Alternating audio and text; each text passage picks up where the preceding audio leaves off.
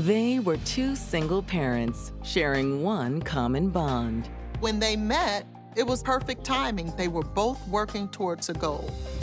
She was smitten. He swept her off of her feet. But when gunshots pierce the early morning stillness, their romance is swept into turmoil. Somebody just got shot in the head out here. Oh my God, holy. She had one gunshot to her left cheek, one behind her ear, and then another in her forehead. It seemed like overkill. The homicide investigation will prove that sometimes evil hides in plain sight. The entire murder was caught on tape. Police believe she may have been targeted by one of her passengers. Next thing I know, he gets in the car. Gets into the vehicle. He says what? Drive.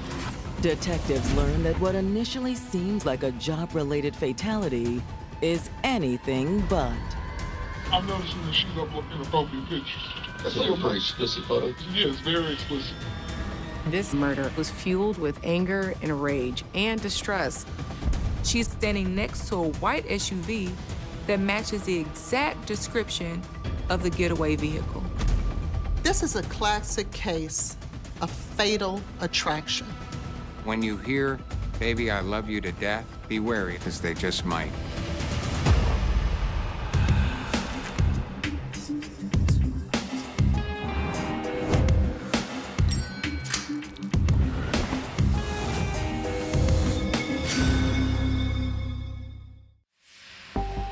October 28, 2020, Baytown, Texas. It's a quiet night in this quaint Houston suburb. What people love about Baytown is the community is very close-knit. A lot of people know each other. It's oil workers. It's everything somebody would think of as far as hardworking, good old USA. By 5 a.m., one hardworking Baytown resident, Brenda Summers, is up and ready to start the day, but it will soon be hurled into chaos.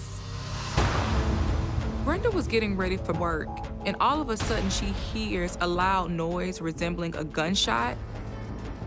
When she looked out her window, she witnessed a person being shot in their car. Oh my God. She immediately called 911. 911 was there, just emergency.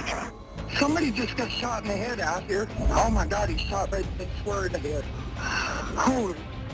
Stay on the phone with me, okay? We're gonna get someone out there. Within minutes, Baytown police arrive at the apartment complex where Brenda lives on the north side of town. They're looking at the victim inside the vehicle, consistent with what was reported on 911. Her foot is on the brake. The brake lights are still on. The engine is still running. It's obvious to them that this person has been shot multiple times. Police quickly realize they're too late to render first aid. Unfortunately, there was no pulse. She was already dead. The first things that homicide detectives want to know at a murder scene is who is their victim. Obviously, they're trying to figure out some identification, and they look down and they see that the deceased woman has a fanny pack. When they look inside, they discover a Texas license. The victim is 31-year-old Jasmine Garrett. Once you know as a homicide detective who your victim is, you can start conducting what's called the psychological autopsy. Who is this? This is not just a body in front of us. This is a person. Born and raised in Indiana, Jasmine Garrett always had an affinity for the arts. Jasmine had such a creative mind. It didn't matter if it was arts, writing, that's how she expressed herself. She loved to read, she loved to paint, and people gravitated towards her because of that free spirit. Jasmine's the type of person that dreams big and has a big heart. Some people may say a hopeless romantic. Jasmine was eager to see what the world outside her Indiana hometown had to offer. She made a huge decision to move to a big city, and that city was Houston, Texas. Growing up in a small town, the lure of the big city can seem very enticing. And shortly after moving to Houston, Jasmine found love with a man named Calvin Ray. Calvin was another free spirit just like Jasmine, and they really connected over their love of adventure. But in 2018, the couple got some unexpected news that would change their life forever. Jasmine was pregnant with twins. One newborn is a lot, but two are overwhelming. So Calvin and Jasmine really struggled to stay afloat. And things became even more challenging when Jasmine lost the help of her partner. Jasmine's boyfriend and the father of her two twins got into some legal trouble, unfortunately, and was sent to jail. Jasmine was already facing the challenges that come with being a new mother, but now her partner has become locked up. She really needed some help. So Jasmine reluctantly sent the twins to live with family members in Indiana, while she worked to create a stable environment for them in Houston. She was making decisions that would help benefit them in the long run. Jasmine was on her grind. Her main focus was affording an apartment and getting her children back. She's working 12-hour days as a driver with rideshare companies to save up money so she can get an apartment of her own and have a place where her children can come to. The last thing on Jasmine's mind was finding romance. But one night on the job, romance found her. She picks up a handsome passenger named Robert Roberts. Robert? Yeah, Jasmine? That's me. Okay. How you doing? I'm good. How are you last night? It's better now. She was smitten. He was congenial. He was funny. He swept her off of her feet. He had a personality that was outgoing and fun. Actually, you mind if I move up front? Oh, no problem. Go for it. All right. Like Jasmine, Robert was a single parent, working hard to provide for his kids. These two right here, these yours? Yeah, those are my babies. I actually, I got two of my own. That's them right there. Robert is a young father taking care of his children. And that said to Jasmine that he's a provider, he's a protector. Before long, the two were inseparable. They were so wooed by one another. They had already started planning to create this life with one another. They ended up leaning on each other. They became each other's person. So how did Jasmine end up shot to death in the Houston suburb of Baytown? She had one gunshot to her left cheek, one behind her ear, and then another in her forehead. It seemed like overkill. Homicide detectives look for things that are out of the ordinary, disorganized. What is it about this scene that is telling this story? I see a sign on her dashboard that indicates she's a car share driver. Which provides investigators with their first lead. Was Jasmine picking someone up at this apartment complex? Police believe she may have been targeted by one of her passengers.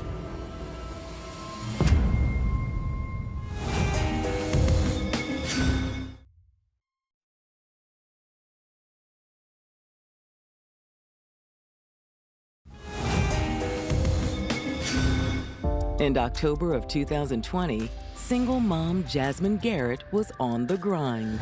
She gets with a rideshare company, starts making money that way. Jasmine was working 12 hours a day so that she could save enough money to get her own apartment, get her children back. Jasmine was determined. She was going to make something of her life. And when she picked up a charming passenger, Robert Roberts, she thought she'd found a kindred spirit.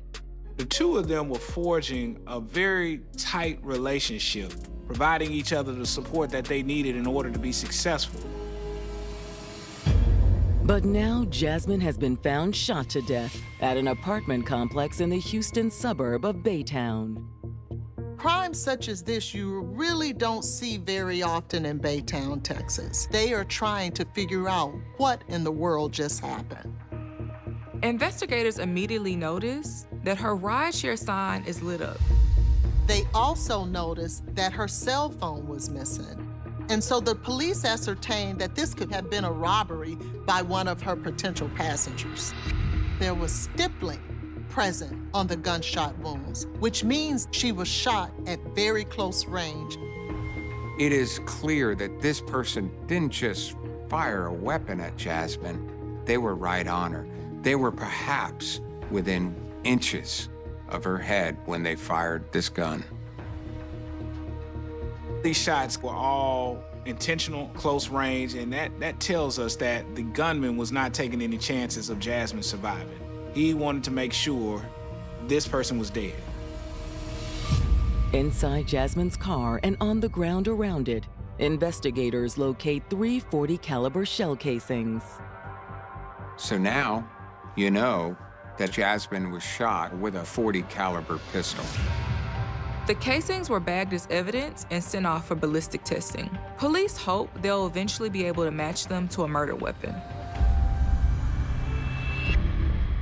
Investigators also collect a parking pass hanging from Jasmine's rearview mirror.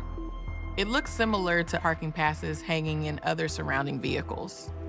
Detectives take that parking pass with the intentions of providing it to the apartment staff to see if they can verify if she is a tenant.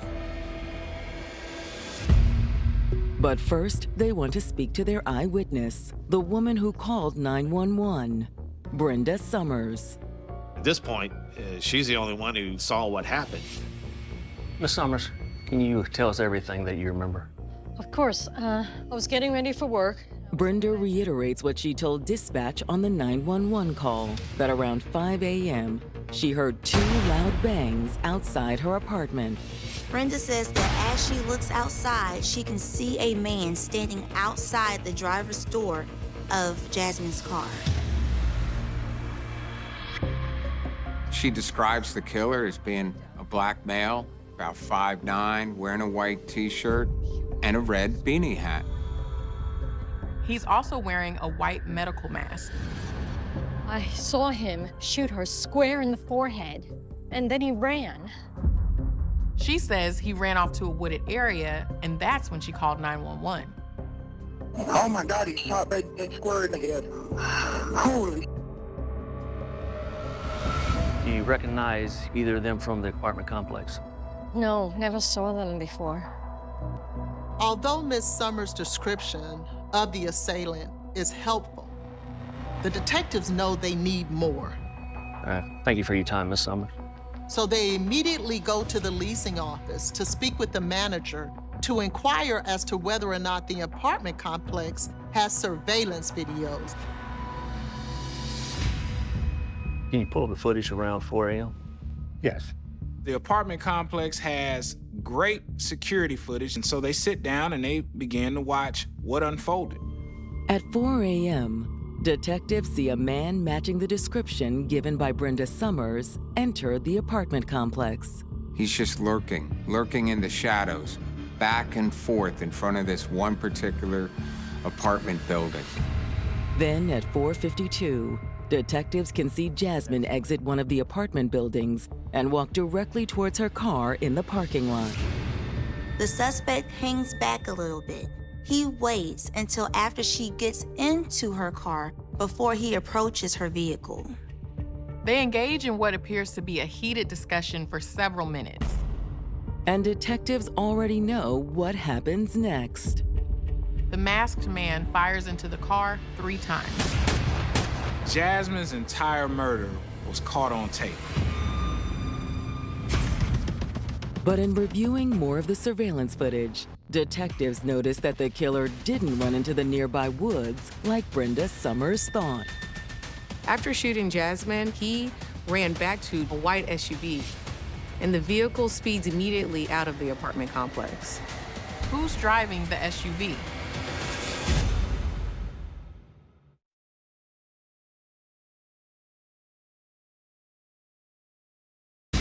Within hours of Jasmine Garrett's murder, police have discovered surveillance footage that shows the entire shooting go down. But several questions still remain.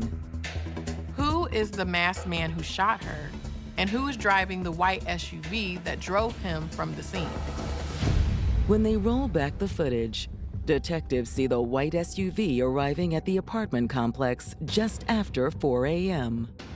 So they're pretty confident the killer wasn't a resident of the apartment complex or someone Jasmine was picking up a part of a rideshare. This murder was not a random robbery. Whoever killed Jasmine had her as a personal target. This killing was planned and premeditated. Unfortunately, though, detectives can't make out the getaway vehicle's license plate. Can you zoom in more than that? Unfortunately not. Investigators are very frustrated during this time. It's almost too good to be true. It's not every day that a murder takes place that you can see it on footage, but you're missing so much information. In hopes of trying to get more information about that white SUV, detectives assemble a group of foot patrol officers to kind of canvass the area. Okay, let me know as soon as you find anything.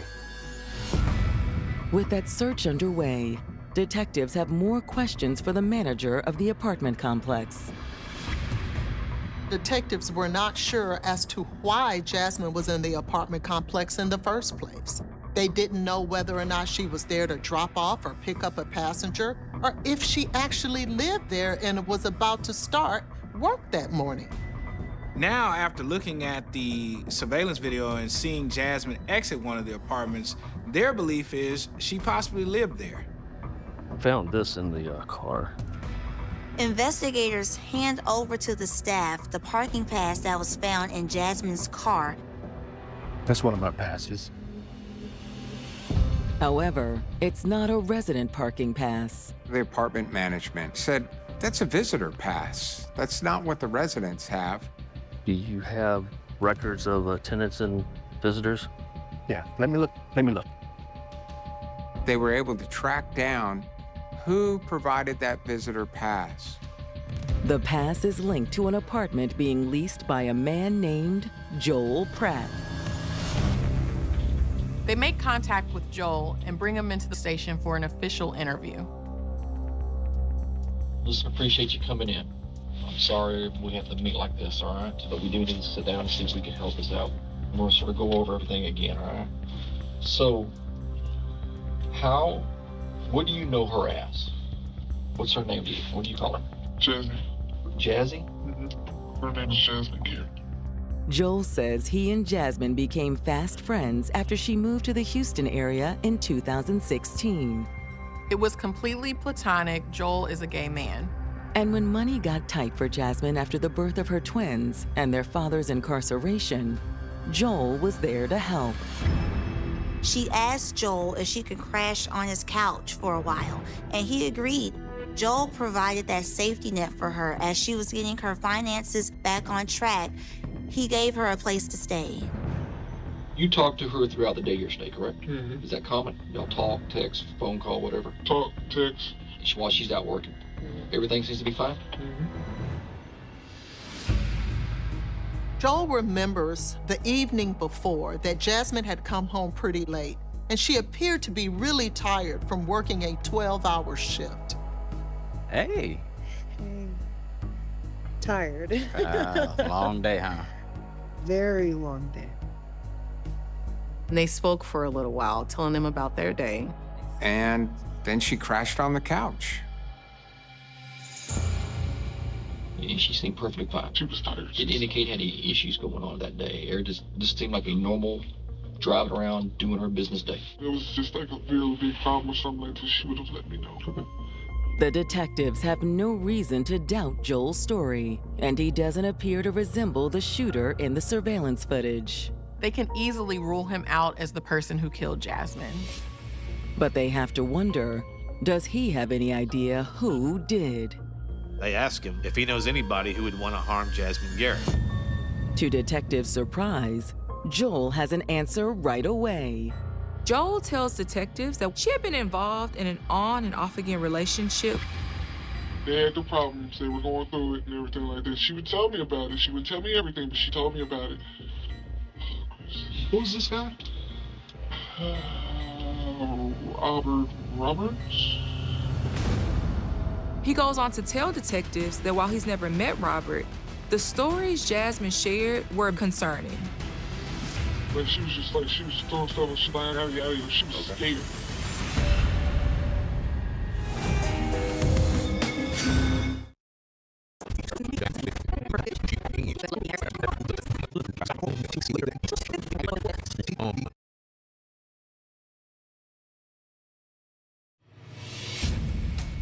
Texas police investigating the homicide of Jasmine Garrett have discovered she was living with a friend named Joel Pratt at the time of her murder.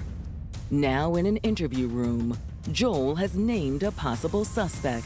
Apparently, Jasmine was in an on and off again tumultuous relationship. Who's this guy? Albert Roberts? Joel never actually met Robert Roberts in person. He had only heard about Robert from the stories that Jasmine told him, and those stories were pretty horrific. Him and her had some problems earlier this year, and they got into an argument. Joel told detectives this one, just bizarre story involving Robert and Jasmine. She had to go up, her parents are up in Indiana. Okay. They have kids. Joel tells detectives that the last time Jasmine went to Indiana to visit her family, Robert went with her. They were already having problems, but they were on their off. He didn't want nobody else along with her, so he went with her. Robert had this desire that he had to control her. He had to control every aspect of her life. On the drive back, Jasmine pulled over to get gas in Little Rock, Arkansas, when a stranger walked up behind her. Jasmine was inappropriately approached by a man. Or some dude had touched her or something, rubbed her finger up her back, and then she turned around, started thinking it was the guy that she was with. The dude told her, I'm sorry, I just wanted to see your face, and she told me you don't need to touch people like that. Robert sees this, but instead of running to her aid, he actually assaults her. Hey! What the hell you doing talking to another man, huh? To me, Robert. He slapped her upside the head and told her, like, her? Yes, hit her upside the head and told her don't talk to anybody else. Then he got tussling.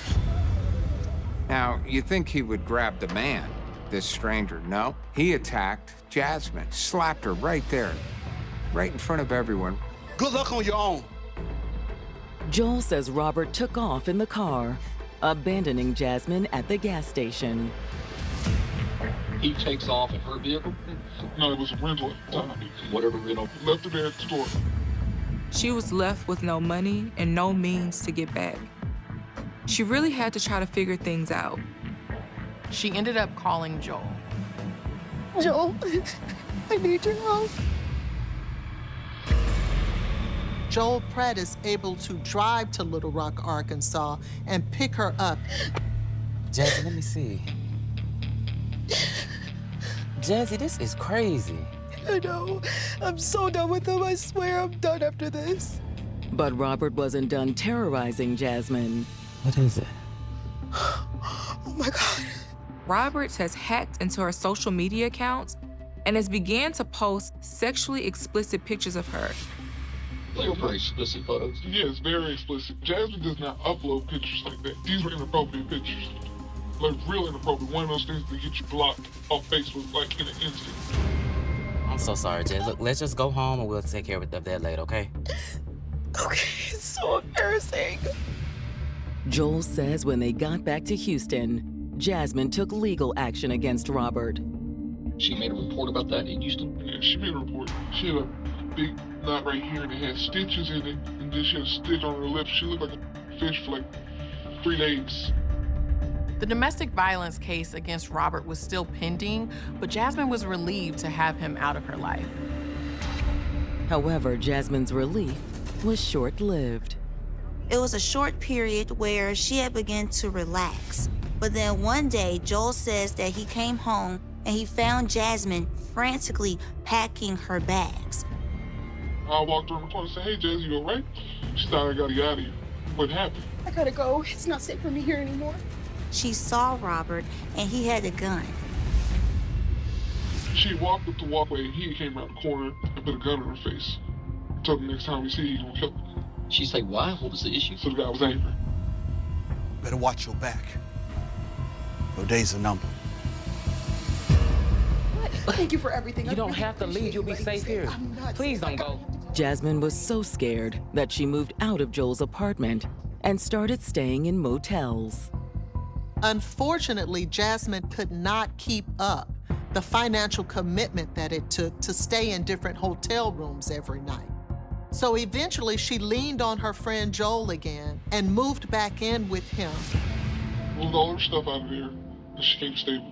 She moved back in with Joel about a week prior to the shooting. The investigators are stunned by everything they're hearing. And if it's true, they agree that Robert is their #1 suspect in this crime. Anything else you can think of? Here's my card with my information on it. All right. What I want you to do when I get you back there, I want you to see what you can find out of this cat. Okay? When detectives run Robert's name into their database, they discover that Jasmine had indeed filed police reports against Robert for attacking her. Robert also looks eerily similar to the man from the surveillance footage.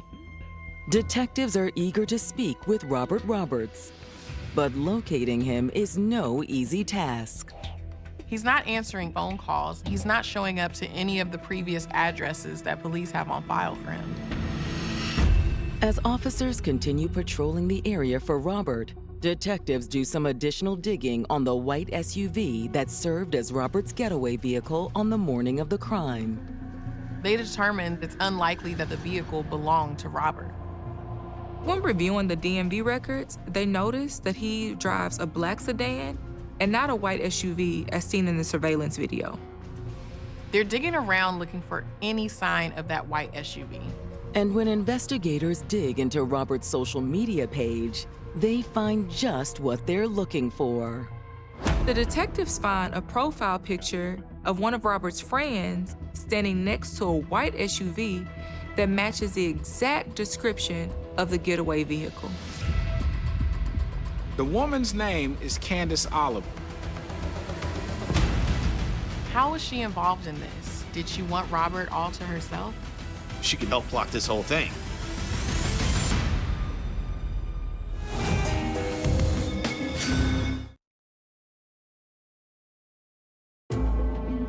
With a history of abuse exposed, Jasmine Garrett's ex-boyfriend, Robert Roberts, has become the prime suspect in her homicide investigation. But police believe he had a willing accomplice. Someone driving a white SUV was Robert's getaway driver on the morning of the crime. They were able to find the identity of the person who owns the white SUV. Her name is Candace Oliver. Investigators are having difficulties tracking down Robert. So in the meantime, they shift their focus to Candace. Police bring Candace back to the Baytown police station for questioning. They immediately press her about her relationship with Robert Roberts. I met him through a friend, though, y'all. This was years ago. I guess he kept going around, you know? Candace shared with detectives that, yeah, she knew Robert Roberts and that they used to date on and off, but now their relationship kind of grew more to a platonic relationship, more of a brother-sister type relationship. Detectives ask Candace about the last time she saw Robert. She tells them it was on October 28th, the same night of Jasmine's murder. So October 28th, which was a Wednesday, shows up at your house, correct? Right. You remember about what time it was around? It was about 2 something. So maybe 2 in the morning. Yeah. What are you doing here? Look, I need you to do me a favor. Robert asks her, I need you to drive me somewhere. Oh, Robert, it's 2 a.m. Please. So he never called you ahead of time, text you, message you, anything about, hey, what's going on, and can I come out? I want to come out, or anything like that. Nothing like that. Just showed up. Yes. It was really shocking because I haven't seen him for a minute. And he was like, yeah, take me somewhere. I was like, where can I take you? But you owe me after this. Where are we going? I'll explain to you on the way, but come on, we gotta hurry. You asked him, where do you want me to take? What do you tell you? He said, just drive. Once in the car, Candace says Robert began directing her towards Baytown. It was a quiet ride. Did he tell you where to go? No, he just said, go here. All right, so what do you mean, go here? Did he give you like a location to drive to? You put in your phone, like directions? Or did he say, go here, here, and here? He just said, here and up. Candace told detectives that she continuously asked Robert, what's going on, where are we going, why are we going, but Robert refused to tell her and just only simply stated, just keep driving. You're not even asking him, well, we going out here, who you took to see? Listen, I kept asking him that the whole time. He was not trying to give me any answers. The drive from Spring to Baytown, or really, the west end of Houston to the far east end of Houston, can take anywhere between 30 minutes to an hour. It's a long time to be in a car with somebody and not know your destination. Candace says they eventually arrived at a Baytown apartment complex. I just parked. I cut my car off. And I just sat in the car. And what did he do while he was there? He got out the car. Candace says she never saw Robert with a gun. He gets out. He's got nothing with him. No. In other words, he's not carrying anything. That's what I'm kind of shocked. Gets out and starts walking around, or walks away from the vehicle. Right. Okay. And it was so dark, I didn't see him anymore. When detectives asked Candace what it is she thought Robert was there to do, she says she's unsure, but figures he was there to see another woman. He probably got women all over, you know what I mean? It ain't no man you want this. My mama always say anything that's open at 12 and above is nothing but legs. I'm a woman, so in the back of my mind, what woman you want to see now? Candace does tell detectives that in the past, Robert had mentioned a young lady by the name of Jazz, but that she had never met her personally. After waiting for about 10 or 15 minutes, Candace began to call Robert to inquire as to what's going on. I had called and said, what's going on? It's time to go. What are you doing? You know what I mean? What does he say? He hung up the phone. About 30 minutes later, Robert finally returned. Okay. When he got back to the vehicle, was he just walking, running, jogging? He was walking. He's walking. Everything seemed normal. Yes. She says he didn't seem nervous or suspicious at all. Next thing I know, he gets in the car and we leave. Gets into the vehicle. He says what? Drive. Candace says he didn't say anything about who he came to see or what he was there to do. Candace tells detectives that she never saw Robert with the gun, nor did she hear any gunshots while she was waiting for him to come back to the vehicle. Her story is certainly suspicious. It's possible that she knows more about what happened than she's letting on. In an attempt to encourage Candace to be more forthcoming, they decide to show her the crime scene photos from Jasmine's murder. This is what we're working. That's what he did. That's what he did. That's why we're at this point right now. That's Jazz. Guess who drove him to the crime scene and drove him away from a crime scene? Exactly. Guess who's involved in it? Yes, ma'am. Despite her loyalty to Robert, she agrees to go on record that the man in the footage is Robert Roberts. This is him. That looks like him, yeah. But where is Robert now? They have their case. They just don't have him.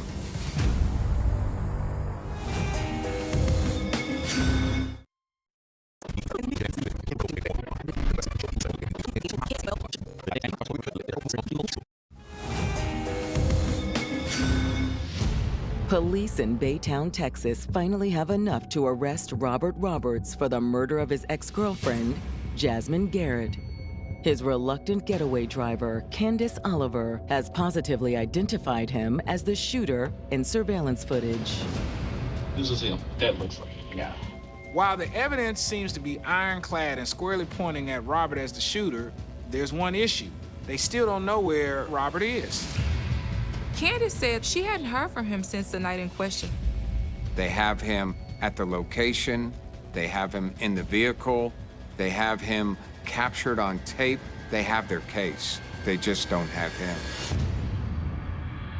Weeks go by without any sign of Robert until April 13th, 2021.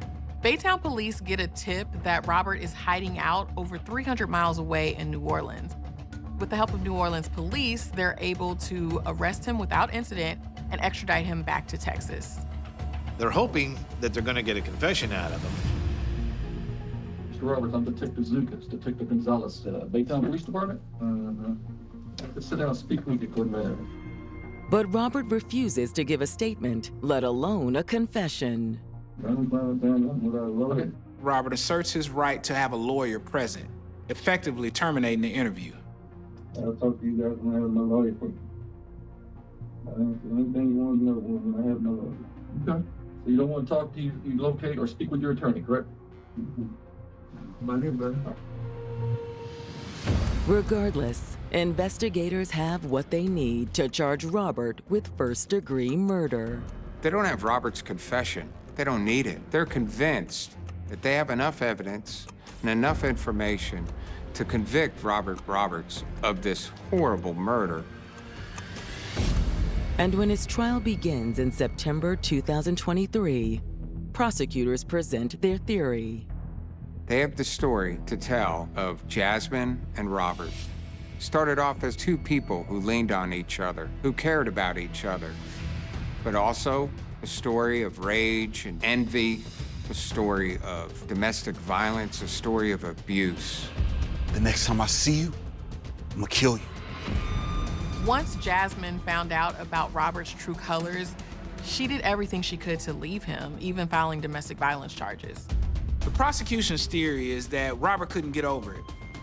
Prosecutors believe that Robert was fueled by anger and distress and that he had to control Jasmine. He knew that she had filed domestic violence charges against him, and he knew that was the ultimate sign that he was losing control over her. Prosecutors argued that Roberts would do anything to control Jasmine, including taking her life. And on the evening of October 28, 2020, that's exactly what he did. Prosecutors say that night Robert drove to the home of his friend, Candace Oliver, and asked her for a ride. I need you to do me a favor. They claim this was a careful calculation to avoid his own vehicle being seen at the place of the crime. I'll be right back. He waited and lurked outside in the shadows. He waited for his opportunity to trap Jasmine in the confines of her vehicle. The fact that he was able to wait for her to come out shows that this wasn't only a crime of passion, it was premeditated and it was planned. As she was getting into her car, Roberts revealed himself and confronted her. Hey, yo, Jazz, we need to talk. Robert, what are you doing here? So you really thought the police was gonna help you, huh? Robert shot her 3 times in cold blood, killing her instantly. For some reason, he took her phone. Investigators aren't entirely sure as to why. Oh my God, he shot right square in the head. Holy. While a neighbor called 911, Robert fled back to Candace's SUV and returned to her place in Springfield. If it had not been for the surveillance video, Robert may have gotten away with this. After a 5-day trial, the jury retires to deliberate. After hearing all the horrific facts of this case, it didn't take long for them to come back with the verdict. Robert Roberts is found guilty of first-degree murder and is sentenced to life in prison. He won't be eligible for parole until April of 2051. Candace was never charged in connection to the crime due to her cooperation with police and the fact that she truly seemed clueless as to what was going to happen that night. This is a classic case of fatal attraction. And no matter how hard she tried to get away from Roberts, he was so fatally attracted to Jasmine that he was not gonna stop until he took her life. This was an individual who in a premeditated and cold-blooded fashion, sought out a person that he just couldn't let go of. Though someone may present charming and loving and caring, we have to pay attention to the first sign of abuse. It's important to leave because it won't change. Domestic violence happens in cycles, and we oftentimes want women, men, who's ever involved in a violent situation, why don't they just get away? Why don't they just get help? Jasmine tried. If you're involved in a domestic violence type of situation, get help. And when you hear, "Baby, I love you to death," be wary of that statement, because they just might.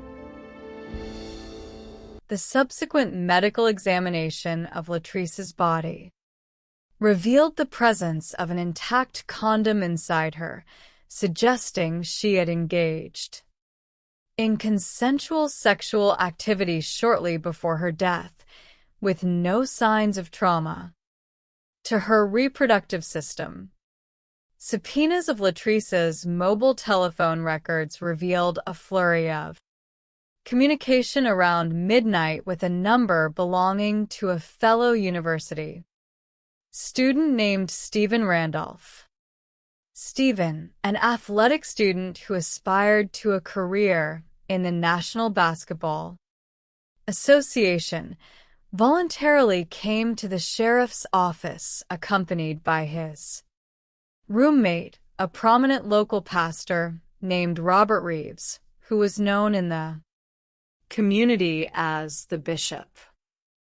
During questioning, Stephen initially claimed that he and Latrice were merely classmates who studied together. However, when confronted with the forensic findings, Stephen admitted they had been engaged in a passionate, secretive affair. He explained that on the night of the murder, Latrice had visited his residence, where they engaged in sexual activity. During this encounter, the condom became dislodged, and despite their efforts, they could not retrieve it. Latrice left his residence around 10 o'clock, but later contacted him repeatedly, expressing intense anxiety about a potential pregnancy and her desire to elevate their relationship to a more permanent status, which conflicted with Stephen's professional ambitions. Stephen asserted he had nothing to do with her death, claiming that after she left, he had driven to the apartment of his primary girlfriend, Velma Newton, where he remained until approximately 1 o'clock in the morning. Velma confirmed his presence, but because the estimated time of Latrice's death was between 1 and 2 o'clock in the morning, Stephen's alibi was not fully airtight.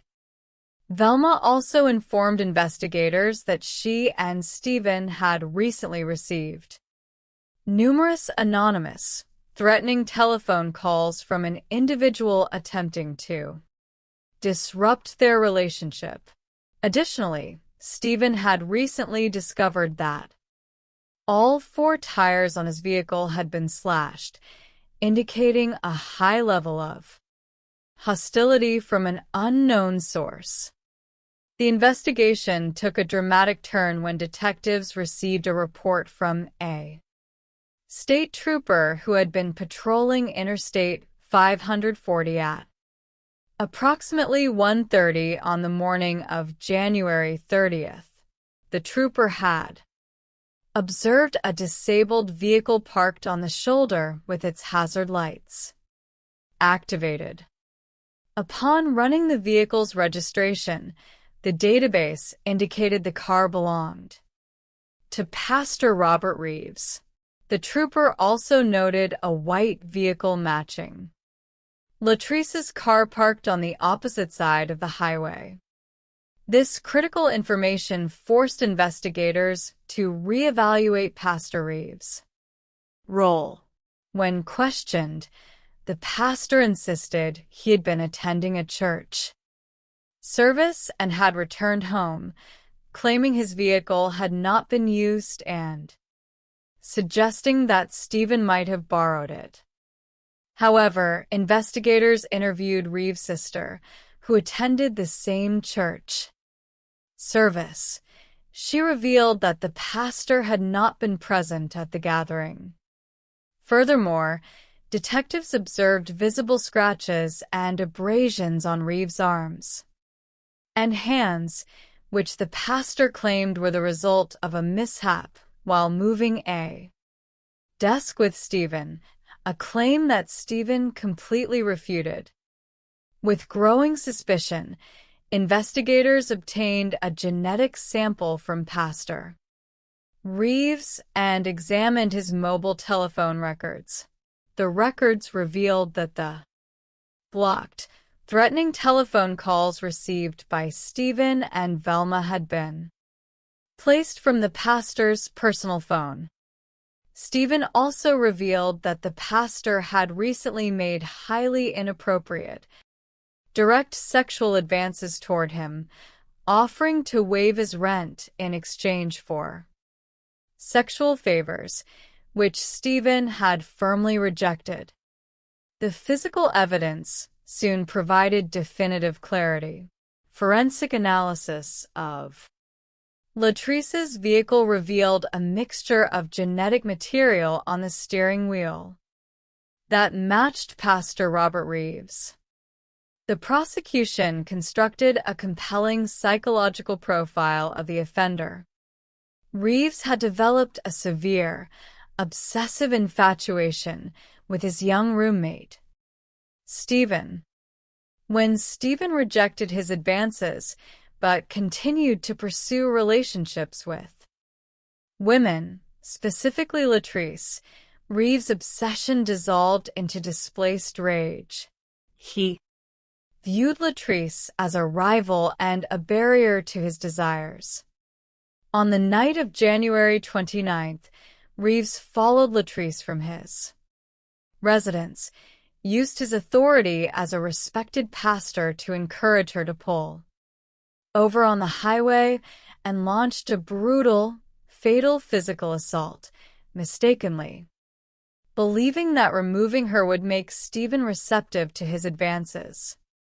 In September of 2009, Robert Reeves stood trial for first-degree murder, although the defense attempted to argue that the genetic material found in Latrice's car was the result of passive transfer and suggested that Stephen was the true perpetrator. The overwhelming weight of the evidence, including the state trooper's sighting of the pastor's vehicle, the fraudulent alibi, the scratches on his arms, and the history of threatening phone calls, convinced the jury of his guilt.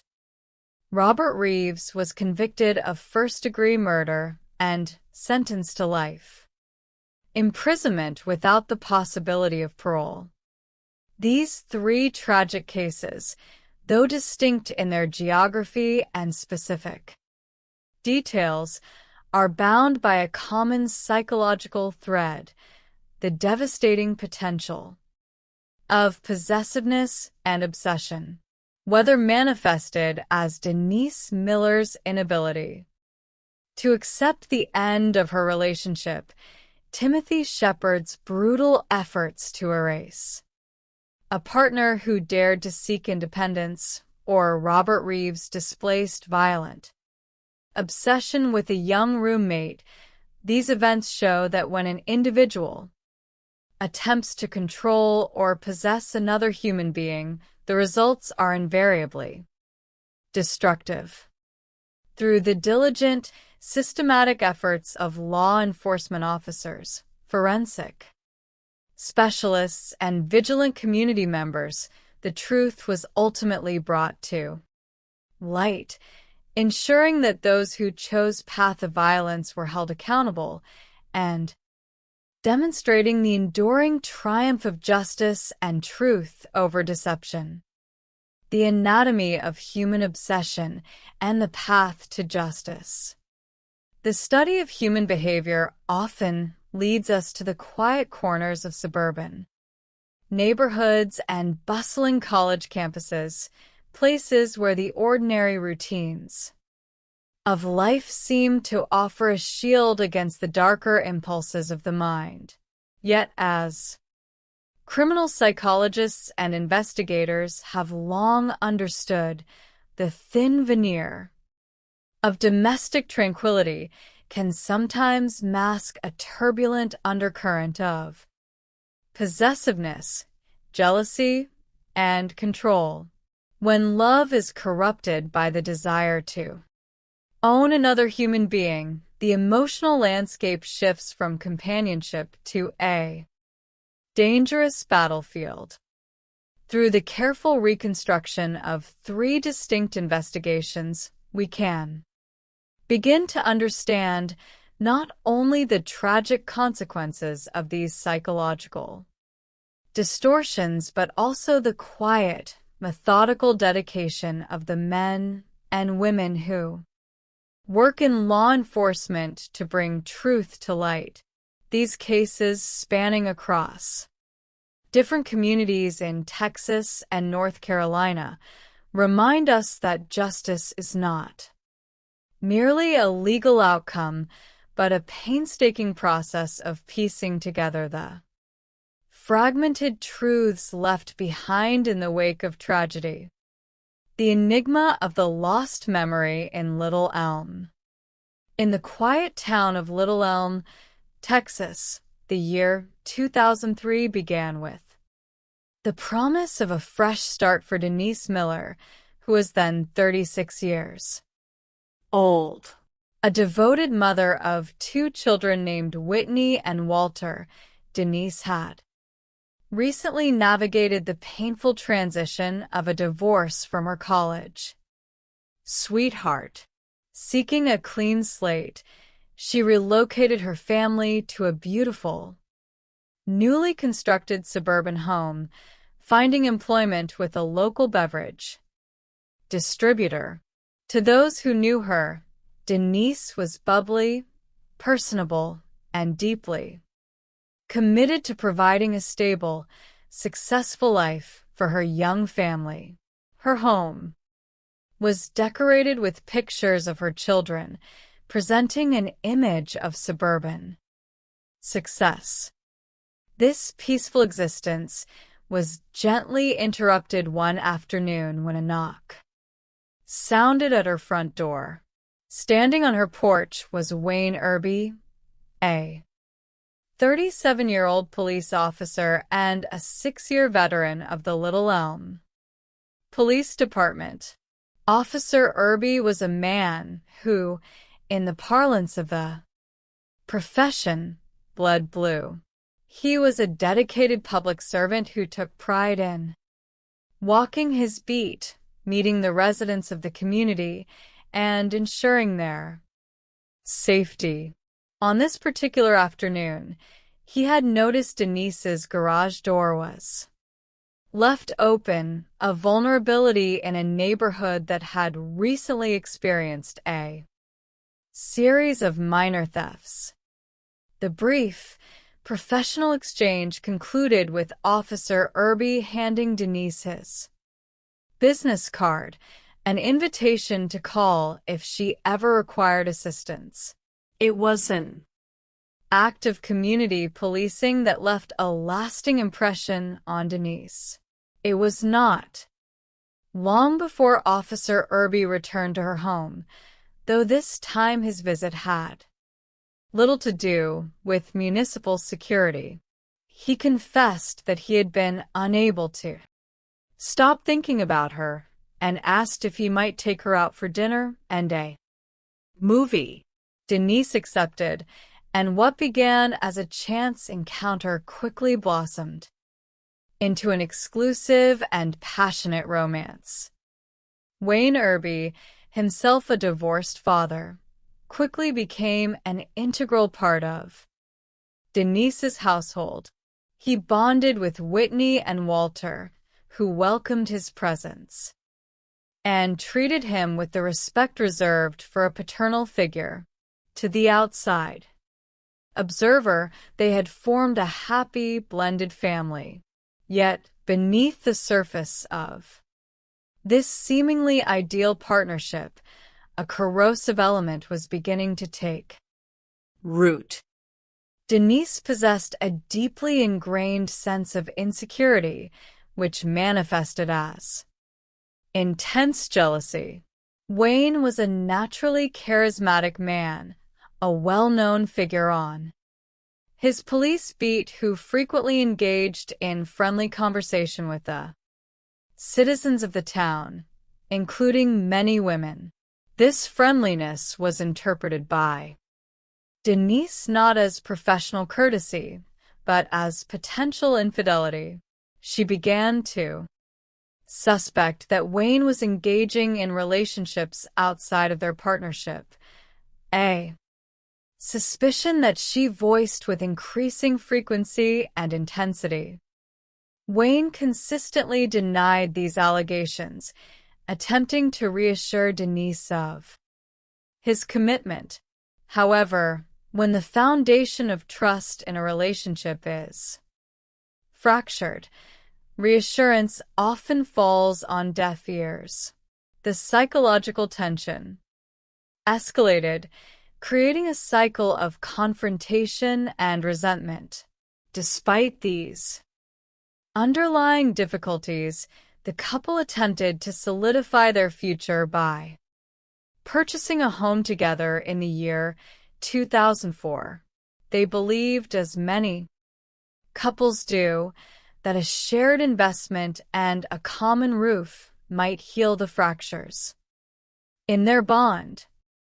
Unfortunately, cohabitation only served to magnify their differences. The arguments grew more frequent, and the emotional distance between them widened. Sensing that the relationship had become unsalvageable, Wayne made the difficult decision to move out, securing a modest rental home across town. The separation was marked by tears and mutual distress, yet the dissolution of their bond was temporarily halted in November of 2004 when Denise unexpectedly lost her employment. Moved by compassion and a desire to ensure that Denise and her children did not suffer financial ruin, Wayne agreed to reconcile. He returned to the shared home, hoping they could work through their issues. It was a decision born of kindness, but one that would ultimately lead to a tragic conclusion. The final chapter of their relationship began in the early morning hours of December 10th, 2004. At 6 o'clock in the morning, the officers of the Little Elm Police Department gathered for their daily briefing. One prominent seat remained empty. Wayne Irby, a man known for his punctuality and unwavering commitment to his duties, was absent. His colleagues attempted to contact him by telephone, but their calls went unanswered. As the hours passed, the concern among his fellow officers deepened into a profound sense of unease. By midday, the chief of police, Waylon Rhodes, dispatched officers to conduct a welfare check at the residence Wayne shared with Denise. The officers arrived to find a quiet house. No vehicles were in the driveway, the doors were securely locked, and there was no response to their knocks. Seeking information, the officers located Denise's children, Whitney and Walter. The teenagers revealed that they had not seen their mother or Wayne in nearly 24 hours. Whitney recounted a disturbing telephone call she had received from her mother around midnight. Denise had claimed she was running errands ending the conversation with an uncharacteristic and solemn declaration of love. She instructed her children to prepare themselves for school the following morning, a directive that seemed highly unusual for a mother who was typically deeply involved in their daily routines. With both Wayne and Denise missing, a sense of urgency gripped the department. Officer Jerry Walker, Wayne's close partner on the force, along with Officer James Wynn, decided to search the rental property that Wayne had recently leased. During their brief separation, obtaining a key from the landlord, they cautiously entered the residence. In the kitchen, they made an ominous discovery. Wayne's personal fanny pack, containing his cellular telephone, sat undisturbed on the counter. For a police officer, leaving behind one's primary means of communication is a highly irregular occurrence. As Officer Wynn proceeded down the hallway, he suddenly stopped, taking a sharp breath. He instructed his partner to remain back, having discovered the lifeless body of Wayne Irby lying on the floor. Wayne had been killed by a single gunshot wound delivered to the very center of the back of his head. There were no signs of a struggle, no indication of forced entry, and no evidence of a violent confrontation. The clinical positioning of the wound suggested that Wayne had been caught entirely off guard, perhaps shot by someone he trusted while his back was turned. As county investigators and the Texas Rangers arrived to process the scene, they quickly noted that Wayne's personal firearms were missing from the home. The immediate question facing the investigative team was the whereabouts of Denise Miller.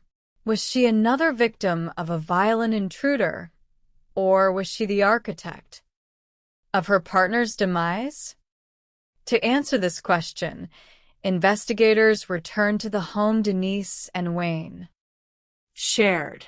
A systematic search of the master bedroom revealed a handwritten note penned by Denise.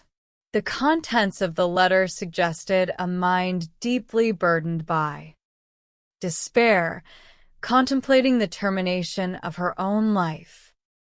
Further investigation revealed that Wayne's service weapon and his duty belt were missing from the closet. The presence of a potential suicide note, coupled with the missing service weapon, heightened the fears of the authorities. They were now searching for a woman who was potentially armed, deeply distressed, and possibly suicidal. As the detectives dug deeper into the history of the couple, they uncovered a documented incident of domestic discord that had occurred 1 year prior in December of 2003. Denise had filed a formal complaint of domestic violence against Wayne, alleging that he had assaulted her. However, the police reports paint a far more complex picture.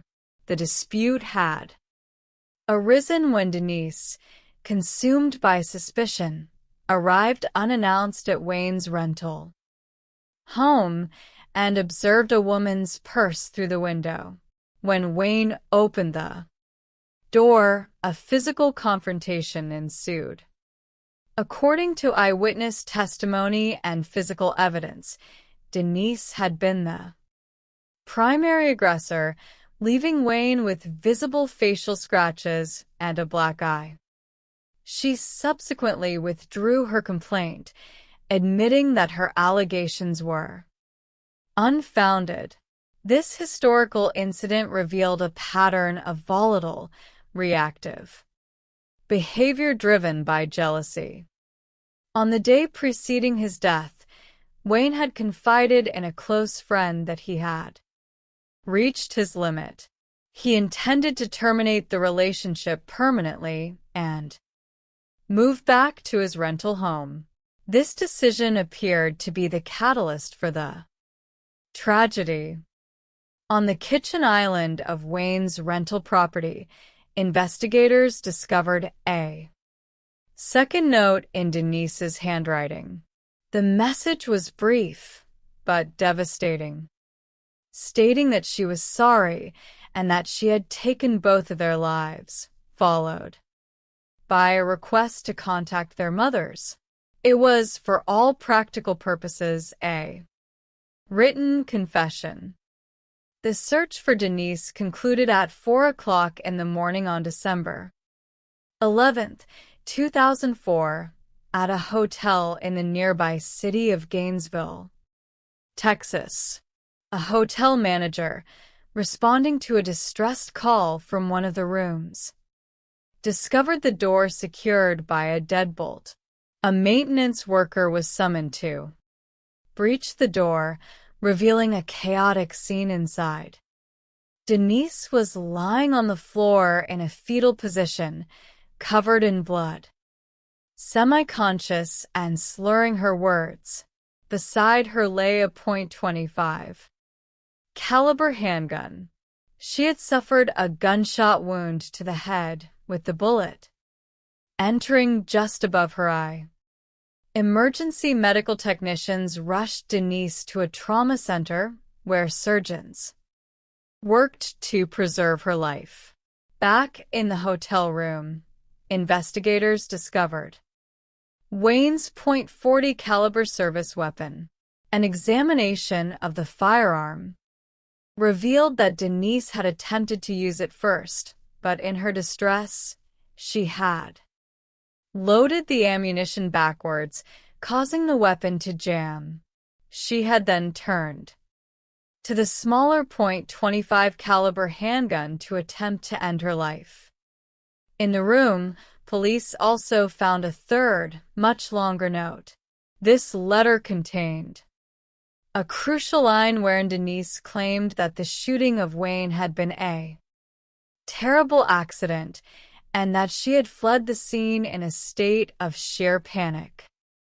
Denise survived her self-inflicted injuries, but the trauma of the bullet's path had a profound effect on her cognitive and physical capabilities.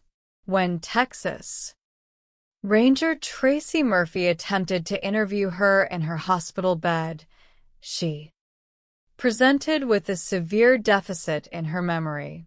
She was able to recall general details about her life prior to the incident, but she claimed to have absolutely no memory of the events surrounding the death of Wayne Irby or her subsequent suicide attempt.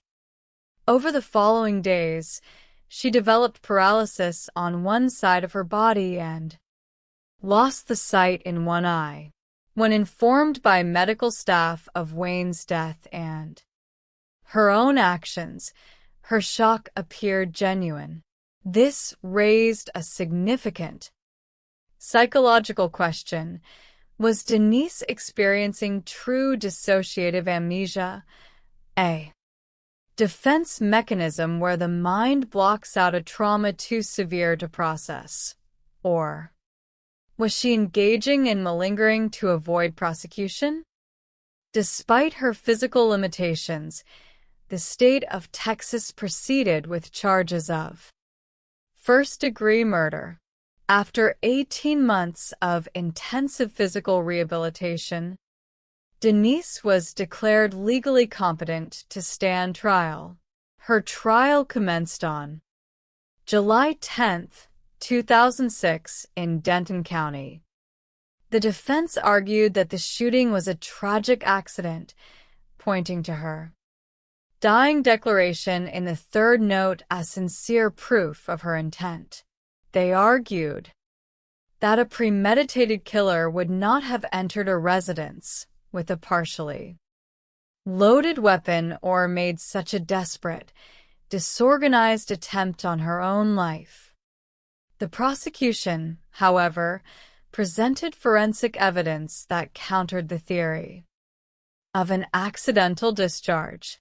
The state crime laboratory tested the trigger pull of the .25 caliber handgun, demonstrating that it required between 4.5 to 5 pounds of pressure to fire. Such a mechanism does not discharge through a casual, accidental touch. Furthermore, the state emphasized the clinical location of the wound to the back of Wayne's head, arguing that it was highly improbable for an accidental shooting to result in such precise, lethal placement. The prosecution also pointed to Denise's actions following the shooting. Rather than summoning emergency medical aid, she had taken Wayne's personal weapon, written a confession, and fled. After less than 1 hour of deliberation, the jury returned a verdict of guilty. At her sentencing hearing, the defense appealed to the jury's mercy, pointing to her frail, wheelchair-bound condition as evidence that she had already suffered immense punishment by her own hand. While the jury spared her the death penalty, they sentenced Denise Miller to 62 years in prison. It was a sentence that carried the weight of a lifetime, a tragic end to a relationship that had begun with a simple gesture of protection on a suburban porch. The reckoning of the domineering mind in Houston. The city of Houston, Texas, is home to vast suburban landscapes where young people strive to build bright futures. Among them was Tanisha Stewart, a 19-year-old woman whose academic brilliance and vibrant personality made her a source of immense pride for her family. Growing up as one of 6 children in a challenging neighborhood, Tanisha had faced adversity early in life, including the loss of her father. Rather than allowing her circumstances to define her, she dedicated herself to her studies, eventually earning a prestigious scholarship to Texas A&M University. Her family viewed her as a shining star, a young woman destined to accomplish great things. In May of 2005, while working at a local pizza establishment to support herself, Tanisha met Timothy Shepard, who was 25 years old. Tim was handsome, helpful, and possessed a quiet confidence that appealed to Tanisha, who was drawn to individuals who challenged her intellectually. Despite an 8-year age difference, the two began a serious relationship. In an effort to demonstrate his commitment and gain the approval of Tanisha's protective family, Tim spent considerable time at her mother's home, repairing household electronics and offering assistance wherever needed. The family grew to embrace him as a brother and a son. However, the dynamics of their relationship underwent a dramatic shift when Tanisha relocated to the university campus, nearly 2 hours away from Houston. Surrounded by a new academic environment, Tanisha began to experience a newfound independence. She made new friends, explored different interests, and grew as an individual. This growth was met with deep resentment by Timothy, whose love had evolved into a pathological need for control. He began to exhibit signs of extreme possessiveness, frequently calling her, demanding her attention, and even traveling to the university campus to monitor her movements when she failed to answer his calls. During this period of tension, Timothy briefly ended the relationship to pursue an old acquaintance, only to regret his decision and successfully plead for Tanisha's return. But the old dynamic could not be restored. Tanisha had crossed a threshold of independence that Timothy could neither accept nor control. When she returned home for spring break in March of 2007, she chose to spend her time with friends and attended a concert rather than dedicating her entire holiday to Timothy. This choice sparked a profound sense of jealousy within him. The tension culminated on March 15, 2007. Tanisha had spent the evening with a male college friend named Mark Marks, who later drove her to Timothy's apartment in the early morning hours. Around 3 o'clock in the morning, Timothy observed Tanisha receiving a telephone call from Mark. This interaction ignited a confrontation. Timothy demanded to know the nature of her relationship with Mark, but Tanisha, weary of his constant suspicion, refused to engage. She requested that they sleep and discuss the matter later. The following morning, the argument resumed with greater intensity. Timothy confronted her once more, but Tanisha stood her ground, expressing her desire to move forward with her life and terminate their relationship. According to Timothy's subsequent accounts, Tanisha walked out of the apartment, leaving on foot. This was the last time she was seen alive. On Sunday, March 18, 2007, Tanisha's sister, Gayla Taylor, received a distressing call from their mother. Tanisha had failed to attend a planned concert with her friends. Her cellular telephone was turned off and she had not made contact with any family members. This behavior was entirely out of character for Tanisha, who was diligent about keeping her family informed of her whereabouts. Fearing the worst, the family filed a formal missing persons report on March 19th. Investigators immediately contacted Timothy Shepard, as he was among the last people known to have seen her. Timothy came to the police station voluntarily and underwent an extensive 20-hour interrogation. He maintained his narrative that Tanisha had walked away from his apartment. After their argument, he gave investigators written consent to search his residence, which at the time revealed no obvious signs of a struggle or foul play.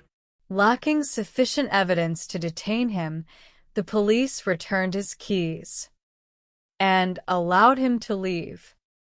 The investigation then turned to Mark Marks, the young man who had telephoned Tanisha on the morning of her disappearance. Investigators questioned Mark, who cooperated fully. He admitted that he was deeply fond of Tanisha and that she had expressed her intention to end her relationship with Timothy so they could be together. Mark provided a verified alibi, proving he was traveling with friends to South Padre Island at the time Tanisha vanished. With Mark cleared, investigators were left with the chilling possibility that Tanisha had been abducted by a stranger.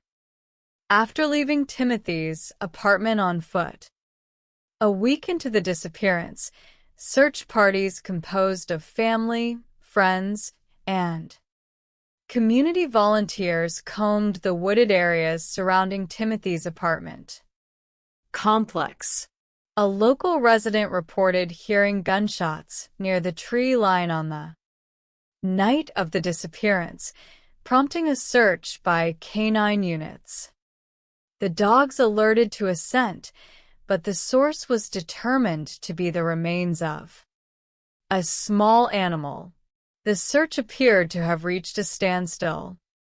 However, a series of bizarre observations by Timothy's neighbors soon shifted the focus of the investigation.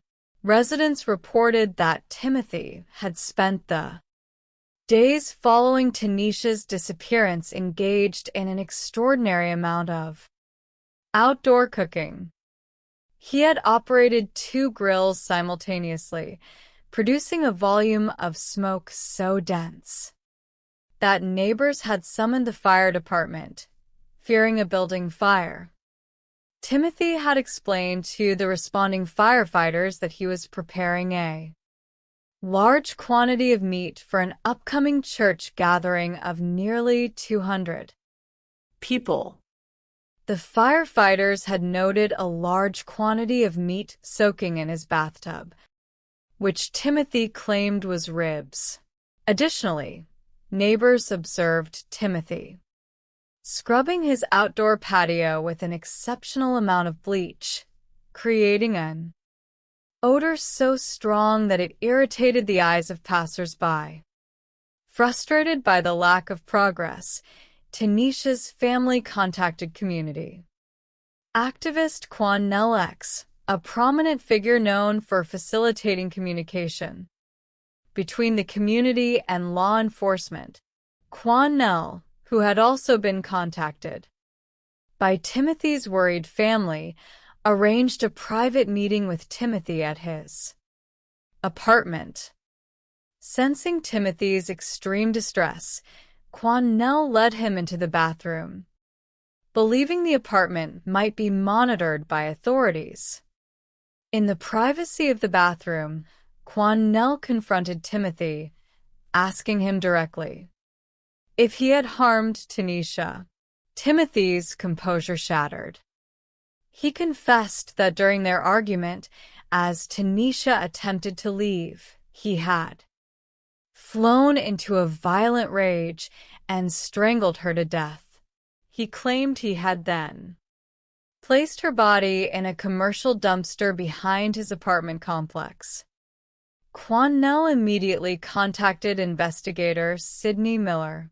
Accompanied by Timothy, they traveled to the designated dumpster, hoping to recover Tanisha's remains and offer her family closure. However, upon arrival, they discovered the dumpster was completely empty. It had been cleared by municipal sanitation services during the weekly collection. The investigation faced a daunting challenge. The waste from the apartment complex had been transported to a massive regional landfill. Authorities estimated that a systematic search of the landfill would require over $500,000 and offered no guarantee of success. In a display of profound dignity, Tanisha's mother requested that the county not exhaust its resources on a futile search, choosing instead to focus on securing justice through the legal system. Following his formal arrest, Timothy invoked his right to counsel and refused to cooperate further. Lacking a body, prosecutors knew that securing a conviction for murder would be an uphill battle. They dispatched forensic specialists to conduct a microscopic examination of Timothy's apartment. The meticulous search yielded critical evidence. Inside the kitchen garbage disposal, investigators recovered tiny bone fragments and a piece of tooth enamel, which DNA analysis confirmed belonged to Tanisha Stewart. Additionally, charred bone fragments were discovered in the soil near the outdoor grill. The prosecution presented a horrifying theory. Timothy had dismembered Tanisha's body in his bathtub, incinerated her remains using his outdoor grills, and disposed of the small, unburnable fragments down the kitchen drain. The trial of the state of Texas versus Timothy Shepard commenced on September 29, 2008. The prosecution presented a compelling, circumstantial case, utilizing the testimony of Quannell X regarding Timothy's confession. The most devastating testimony came from Timothy's own cousin, Nicholas Shepard. Nicholas revealed that during a prior conversation, Timothy had made a chilling pronouncement, stating that if Tanisha ever attempted to leave him, he would kill her, dismember her body, and destroy the evidence by boiling or burning it. This testimony established a clear element of premeditation. In a desperate bid to mitigate his sentence, Timothy took the stand during the punishment phase. He offered a revised version of the events, claiming that Tanisha had been the aggressor, attacking him with a knife when he blocked her exit. He claimed he had merely defended himself, holding her by the neck until she stopped moving and had subsequently panicked. However, during cross-examination, when the prosecutor referred to him placing her remains on a barbecue pit, Timothy quickly corrected the prosecutor, stating that he had placed her in a smoker. This clinical, detached correction highlighted his complete lack of remorse and the calculated nature of his actions. The jury rejected his claim of self-defense. Timothy Shepard was found guilty of murder and sentenced to 99 years in prison, the maximum penalty allowed. For Tanisha's family, the sentence offered a somber resolution, a testament to the memory of a young woman whose bright light was extinguished by the shadow of control. The charismatic Shepard and the shadows of Durham. The city of Raleigh, North Carolina, was the setting for a third tragedy that exposed the devastating consequences of unrequited obsession. On the morning of January 30th, 2008, at approximately 7:30 in the morning, motorists traveling along Interstate 540 noticed a still figure lying in the grass beside the roadway. Responding emergency services discovered the body of a young woman. She had been the victim of a savage physical assault, having sustained approximately 40 stab wounds to her face, neck, and torso. Her carotid artery and jugular vein had been severed, and her vocal cords were cut, ensuring she could not cry out for assistance. Despite the violence of the attack, her jewelry remained intact, suggesting robbery was not the motive. Her hands bore deep defensive wounds, indicating she had fought desperately for her life. Approximately half a mile down the highway, investigators located a white sedan parked on the shoulder with its hazard lights flashing. The vehicle's interior showed clear signs of a struggle, with a broken center console and traces of blood on the driver's side door. As investigators processed the vehicle, they recovered a foreign DNA sample from the steering wheel. Among the morning commuters was Darren Curtis, a young accounting student and National Guard veteran.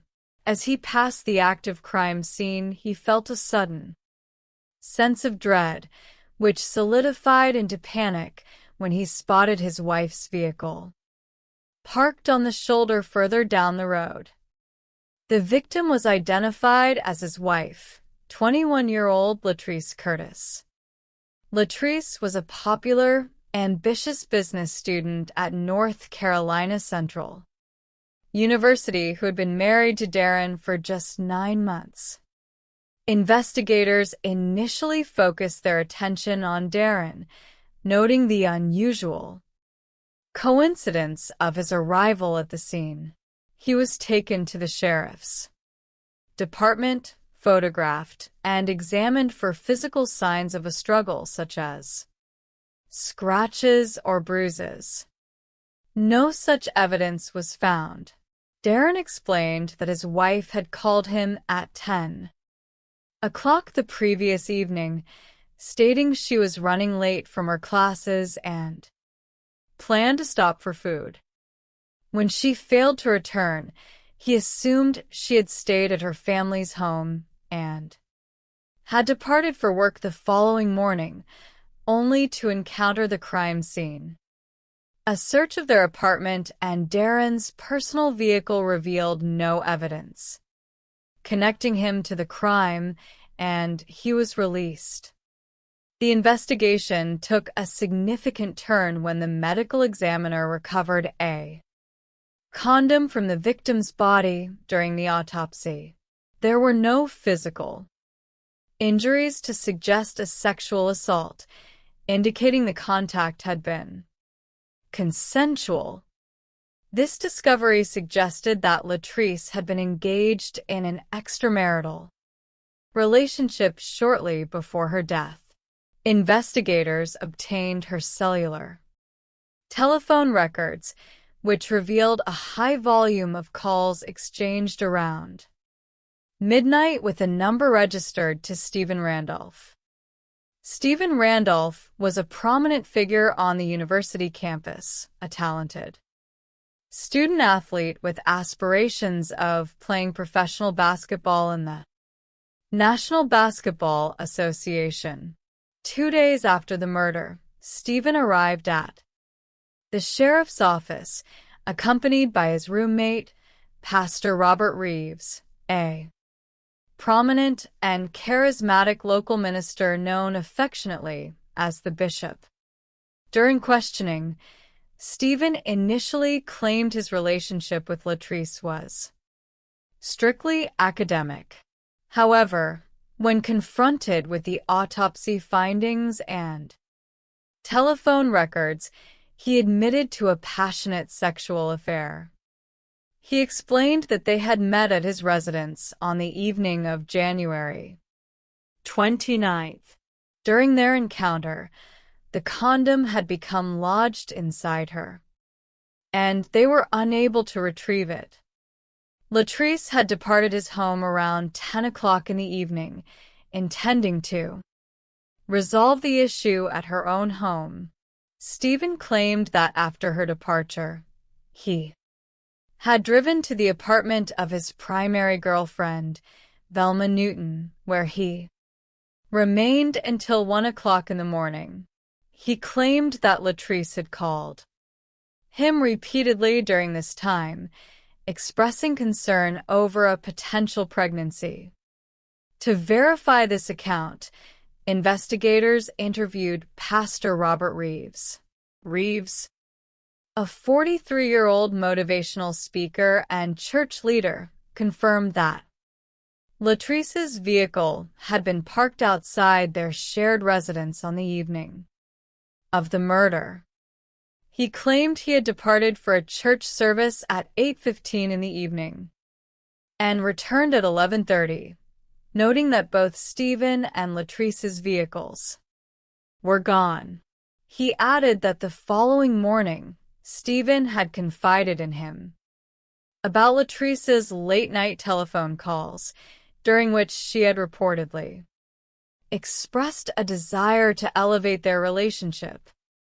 While Stephen's potential motive involved the fear of an unwanted pregnancy damaging his athletic career, his girlfriend, Velma Newton, provided a solid alibi for the crucial hours preceding the murder. She also revealed a pattern of harassment that she and Stephen had experienced in the weeks leading up to the tragedy. They had received numerous anonymous, threatening telephone calls demanding that they terminate their relationship. Furthermore, Stephen had recently discovered that all 4 tires on his vehicle had been slashed while parked outside Velma's apartment. The breakthrough in the case came from State Trooper Isaac Cooper. Cooper reported that at approximately 1:30 in the morning on January 30th, he had observed a vehicle parked on the shoulder of Interstate 540 with its hazard lights flashing directly opposite the location where Latrice's vehicle was later found. Cooper had run the license plate of the first vehicle, which returned a registration to Pastor Robert Reeves. This revelation forced investigators to reevaluate the pastor's role. When brought in for further questioning, Reeves denied being on the highway, suggesting Stephen might have borrowed his vehicle. However, investigators noted visible scratches and abrasions on Reeves' arms. He claimed he had sustained these injuries while moving a heavy desk with Stephen, a claim that Stephen flatly denied. Furthermore, Reeves' sister, who attended the same congregation, revealed that she had not seen her brother at the church service on the night of the murder, dismantling his alibi. Investigators subpoenaed Reeves' cellular telephone records, discovering that the anonymous, blocked calls to Stephen and Velma had originated from the pastor's phone.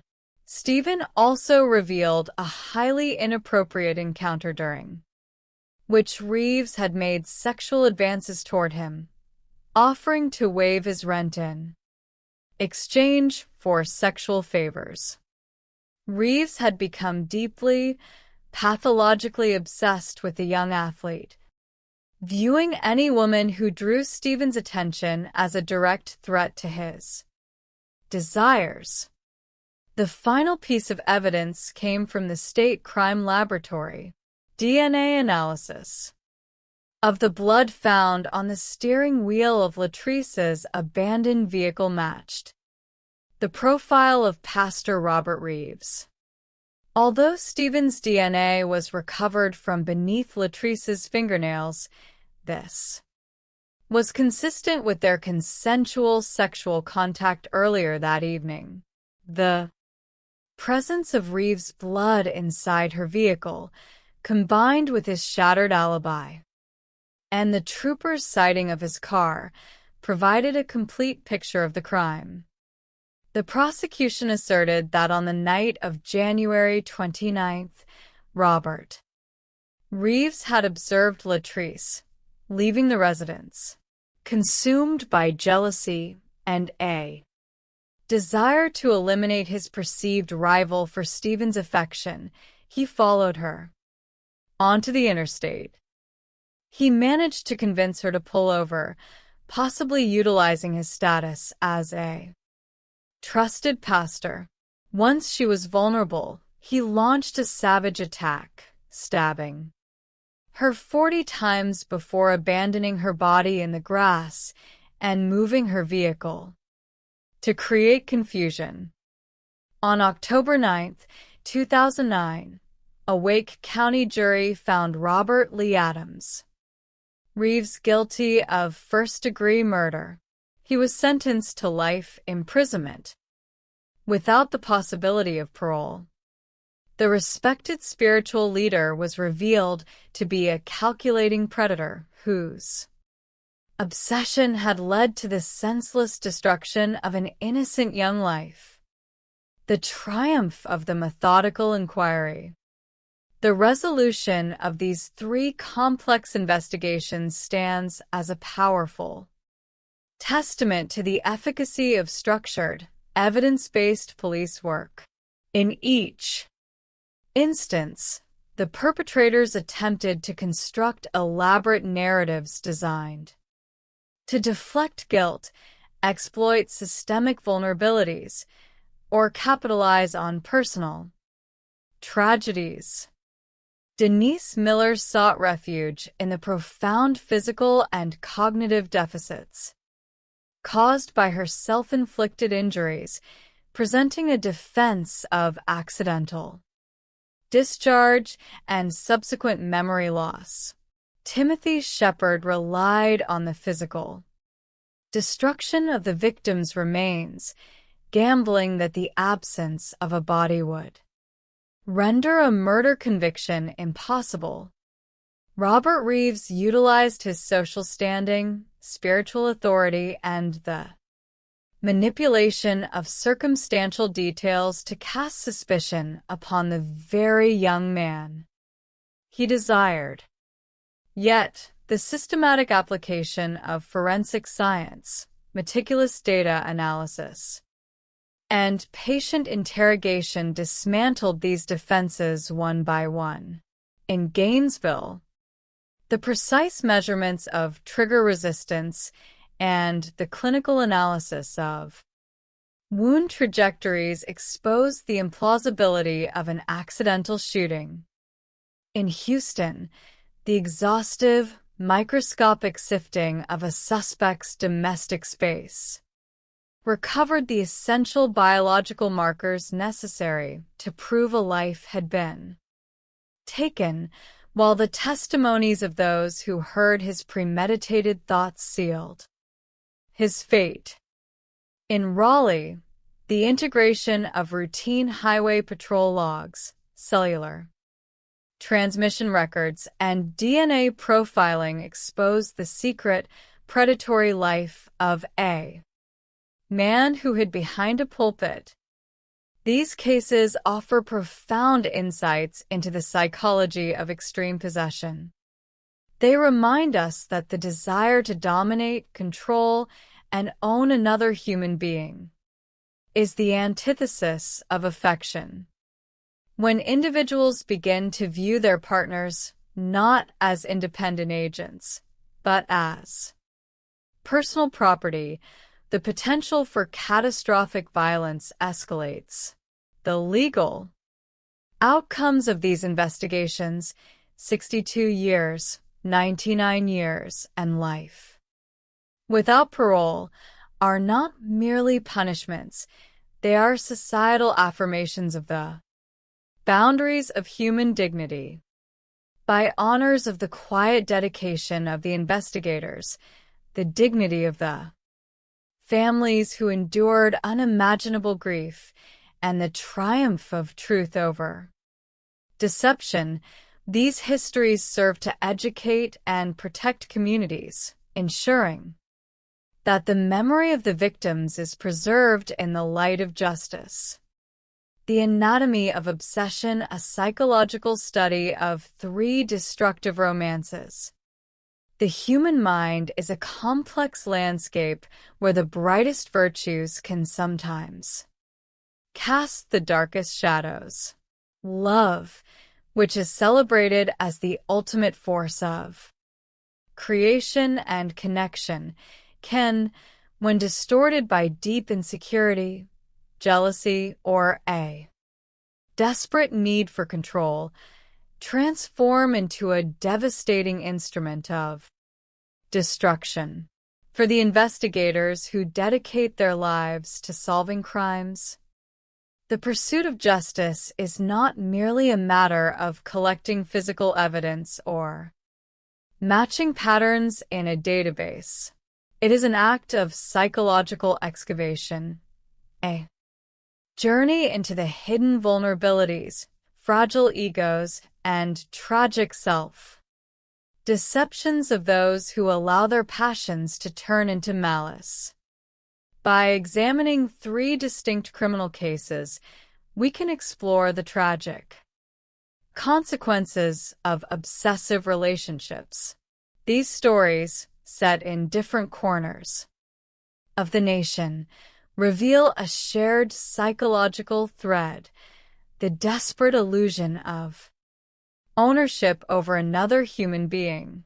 Through the meticulous work of law enforcement officers, forensic specialists, and dedicated prosecutors, the truth in each of these cases was ultimately brought to light, demonstrating that while the human capacity for self-deception is vast, the triumph of systematic justice is enduring. Part 1: The Tranquil Night Shattered. Our exploration begins in Gainesville, Texas, a close-knit community where life generally moves at a quiet and predictable pace. On the tranquil evening of December 11th, 2004, the peace of this small city was suddenly disrupted. Just past 4 in the morning, a night manager at a local hotel received a deeply alarming call from a guest room. The caller, a female guest, was slurring her words, sounding disoriented and in extreme distress. Sensing that something was terribly wrong, the manager hurried down the hallway to investigate. He knocked repeatedly, calling out to the occupant, but received no response. The door was secured from the inside with a deadbolt. Recognizing the urgency of the situation, the front desk worker called the hotel maintenance man and instructed him to break down the door. Stepping inside the darkened, quiet room, the two men made a startling and grim discovery. Lying alone on the floor was the female caller. The room was in a state of disarray, and the woman was lying bloody on the carpet, curled into a crumpled, almost fetal position. She was in a daze, barely able to speak coherently, and was suffering from a critical injury. A close inspection revealed a single gunshot wound to her head, located just above her eye. Lying on the floor beside her was a .25 caliber handgun. The hotel manager immediately dialed 911, requesting emergency medical assistance. Within minutes, police officers and emergency medical technicians arrived at the chaotic scene. The first priority was to preserve the woman's life. She was quickly stabilized and rushed to a nearby trauma center, though her injuries were so severe that it remained entirely uncertain whether she would survive the night. Back at the hotel room, investigators began the careful process of trying to reconstruct what had transpired.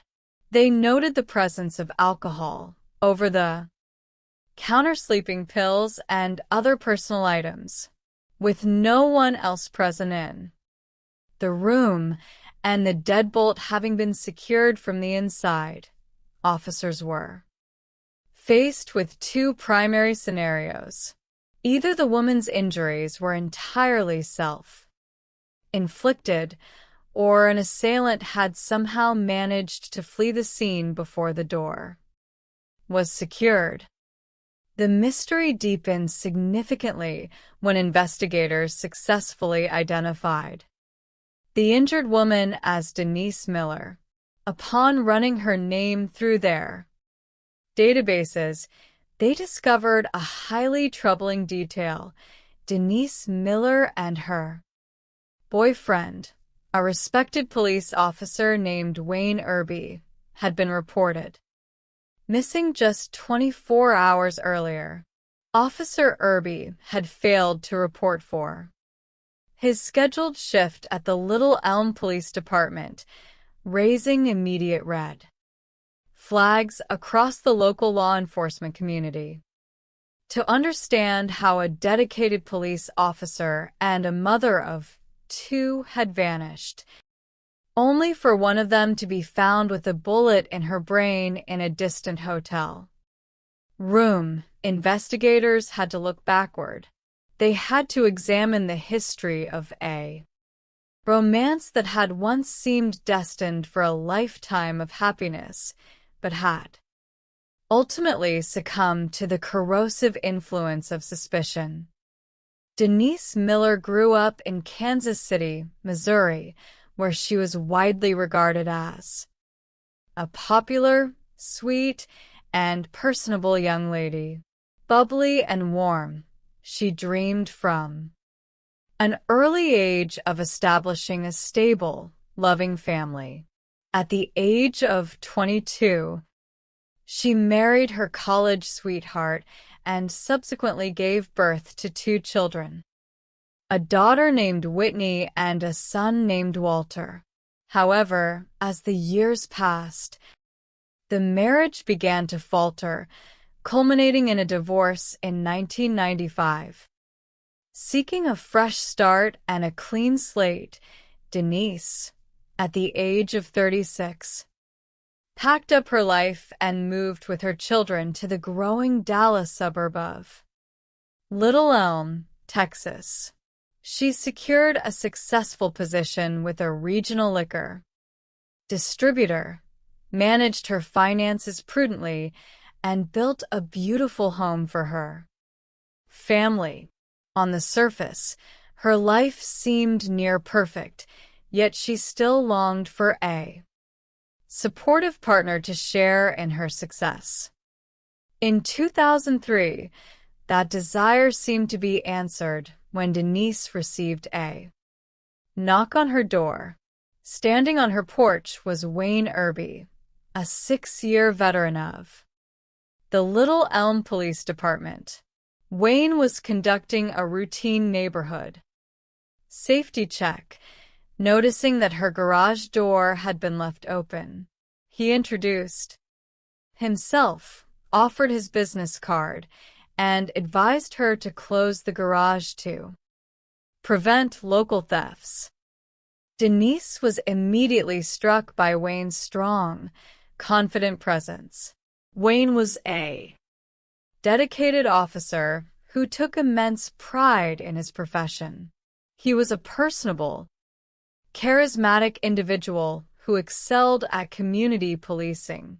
It was not long before Wayne returned to Denise's home, this time to ask her out on a date. The chemistry between them was immediate, and they quickly became an exclusive couple. Wayne was a divorced father himself, and he developed a warm, positive relationship with Denise's children. For a time, they functioned as a happy, cohesive unit. However, as the relationship progressed, the fragile nature of Denise's self-esteem began to manifest as intense insecurity.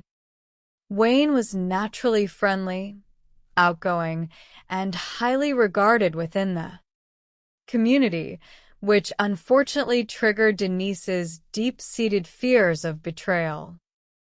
She began to suspect that Wayne was being overly familiar with other women he encountered while on duty. When she confronted him with these allegations, Wayne denied them, expressing frustration that his professional friendliness was being misinterpreted as infidelity. This dynamic created an ongoing cycle of conflict and reconciliation. In the psychology of relationships, once trust is fractured, an individual often begins to doubt not only their partner, but also their own internal judgment. Despite these underlying trust issues, the couple decided to take a major step forward in 2004 by purchasing a home together. Unfortunately, living under the same roof did not resolve their problems. Instead, it amplified them. The constant friction and lack of trust took a severe toll on Wayne, who ultimately decided that the relationship had run its course. A painful separation ensued, and Wayne moved into a temporary rental home across town.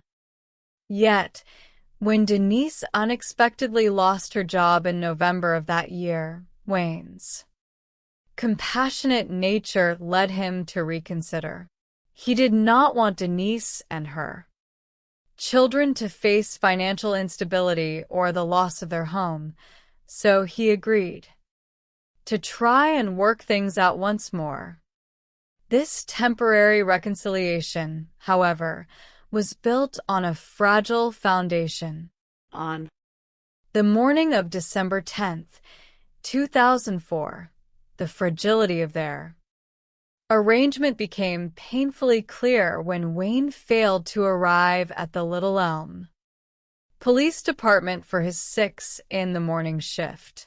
For an officer who was known for his absolute punctuality and dedication, a no-show without any communication was highly alarming. As the hours passed and phone calls to Wayne went unanswered, his colleagues on the force grew increasingly worried. His partner, Jerry Walker, and other officers began a concerted effort to locate him. Chief of Police Waylon Rhodes dispatched officers to conduct a welfare check at the home Wayne shared with Denise. When they knocked on the door, no one answered, and there were no vehicles in the driveway. Investigators then spoke with Denise's children, who revealed that they had not seen their mother or Wayne in nearly 24 hours. Denise's daughter, Whitney, described a brief, somewhat unusual phone call she had received from her mother around midnight the previous evening, in which Denise claimed to be running errands, expressed her love, and told the children they could get themselves ready for school. Determined to find his partner, Detective Jerry Walker and Officer James Wynn decided to check the rental home that Wayne had previously occupied. Using a key obtained from the landlord, they entered the quiet residence. In the kitchen, they found Wayne's personal fanny pack and his cell phone, which was an immediate, ominous sign that something was terribly wrong. As they moved down the hallway, Officer Wynn rounded a corner and suddenly stopped, instructing Walker to stay back. Lying on the floor was Wayne Irby. He had been shot a single time in the back of the head. There were no signs of a struggle or any forced entry, suggesting that Wayne had been caught entirely off guard by someone he knew and trusted. The discovery of Wayne's body cast a heavy shadow over the Little Elm Police Department. As forensic teams and Texas Rangers began processing the scene, the immediate question was the whereabouts of Denise Miller. Fearing that she might also be a victim, police issued an all-points bulletin. However, as investigators searched the home Denise and Wayne shared, they uncovered evidence that began to paint a very different picture. In the master bedroom, they discovered a handwritten note from Denise. The letter expressed a deep sense of despair, indicating that she was tired of hurting and suggesting she was contemplating ending her life. Furthermore, a check of the home revealed that Wayne's duty belt was hanging in the closet, but his .40 caliber service pistol was missing from its holster. Between the missing firearm and the despondent note, investigators began to consider the highly troubling possibility that Denise had taken Wayne's life before planning to take her own. This theory gained significant weight as detectives dug deeper into the couple's history. They uncovered a prior incident from December of 2003, when Denise had filed a domestic violence complaint against Wayne. The incident had occurred after Denise showed up unannounced at Wayne's rental home and saw another woman's purse through the window. An intense argument had ensued, which quickly escalated into a physical altercation. Wayne had suffered noticeable scratches and a black eye, claiming that Denise was the primary aggressor and that he had only acted in self-defense. When Wayne's female friend corroborated his version of the event, Denise had ultimately withdrawn her complaint, admitting that she had fabricated portions of the allegation. This historical context suggested that Denise was prone to intense, sometimes volatile reactions when confronted with suspected infidelity. Friends of Wayne revealed that in the days leading up to his death, Wayne had once again decided to end the relationship permanently, realizing that the mutual lack of trust was insurmountable. The definitive piece of evidence was found back at the crime scene on the kitchen island of Wayne's rental home. There, investigators discovered a second handwritten note from Denise. It was a brief, direct message that read, "I am sorry I took both of our lives. Please contact our moms." This note functioned as a clear admission of guilt. Denise had apparently arrived at the rental house, confronted Wayne, and, upon realizing that he was truly ending the relationship, shot him in the back of the head. She then fled, leaving a trail of notes that signaled her intent to commit suicide. When police in Gainesville located Denise in the hotel room with a self-inflicted gunshot wound to her forehead, the immediate mystery of her whereabouts was resolved, but a new set of challenges emerged. Inside the hotel room, investigators found Wayne's missing .40 caliber service pistol. It appeared that Denise had initially attempted to use Wayne's weapon, but had mistakenly loaded the ammunition backward, causing the firearm to jam. She had then utilized a .25 caliber handgun, which belonged to her stepfather, to carry out the act. Denise survived the gunshot wound, but the physical and cognitive toll was immense.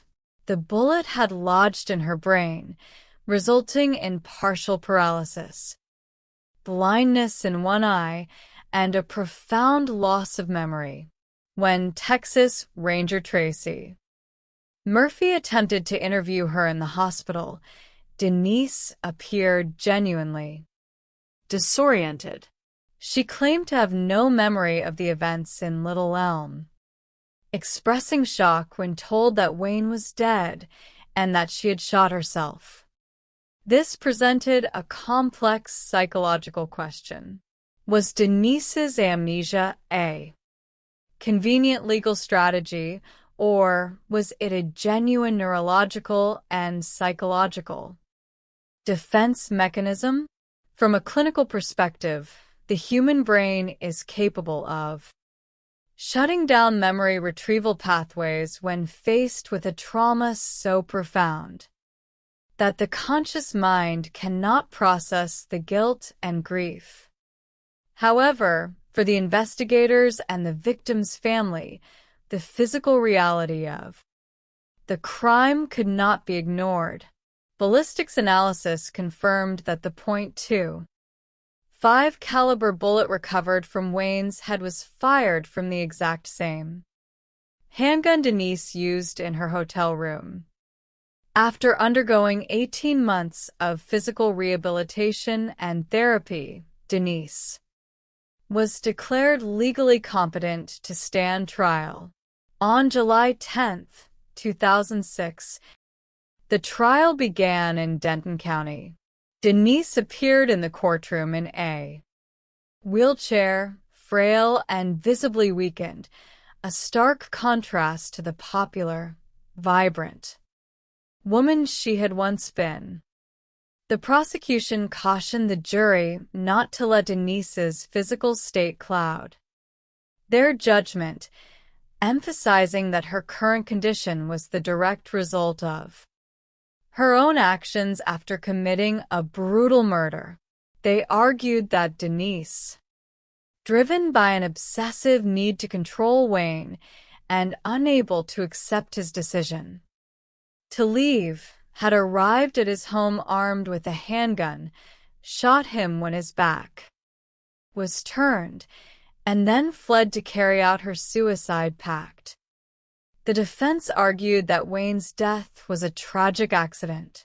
They pointed to a third, more detailed note found in the hotel room, in which Denise claimed she had accidentally shot Wayne and had panicked.